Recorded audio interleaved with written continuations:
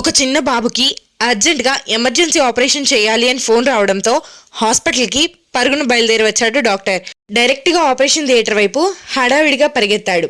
Operation theatre బయట ఆ చిన్నబాబు వాళ్ళ తండ్రి కోపంగా, ఇంత లేట్గా వస్తారా, మా అబ్బాయి ఎంత క్రిటికల్ కండిషన్లో ఉన్నాడో తెలుసా, మీరు అసలు డాక్టరేనా, మీకు కొంచెం కూడా రెస్పాన్సిబిలిటీ లేదా అని అరుస్తాడు.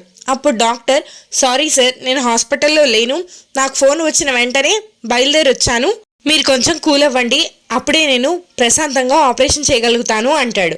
ఏంటి కూల్గా ఉండాలా, నీ కొడుకు ఆ పొజిషన్లో ఉంటే నువ్వు కూల్గా ఉంటావా అని అడుగుతాడు ఆ తండ్రి. సార్ ప్లీజ్, మీ సిచ్యువేషన్ నాకు అర్థమవుతోంది, కొంచెం కామ్గా ఉండండి అంటూ స్టాఫ్ని అందరినీ పిలుస్తూ ఆపరేషన్ థియేటర్లోకి హడావిడిగా వెళ్ళిపోతాడు. ఆ చిన్నబాబుకి సర్జరీ చేయడం స్టార్ట్ చేసేసారు డాక్టర్.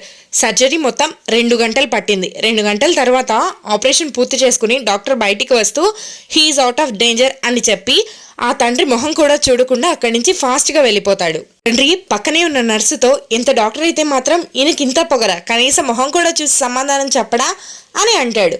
అప్పుడు ఆ నర్స్ కన్నీళ్లతో, డాక్టర్ గారు వాళ్ళ అబ్బాయి నిన్న నైట్ కార్ యాక్సిడెంట్లో చనిపోయాడు సార్, ఆ అబ్బాయి అంత్యక్రియలు ఇప్పుడు జరుగుతున్నాయి, కానీ మీ బాబుకి ఎమర్జెన్సీ సర్జరీ కోసం డాక్టర్ గారు అంత్యక్రియలు మధ్యలో ఆపేసి వచ్చారు, అందుకే అంత హడావిడిగా వెళ్ళిపోతున్నారు అని చెప్తుంది. ఇక్కడ మ్యాటర్ ఏంటంటే, నీకు బాధ కలిగినంత మాత్రాన అవతల వాళ్ళు వెంటనే రెస్పాండ్ అవ్వాల్సిన అవసరం లేదు. ఏమో వాళ్ళు నీకంటే దారుణమైన పరిస్థితిలో ఉన్నారేమో, ఒక్కసారి ఆలోచించి మాట్లాడితే మంచిది.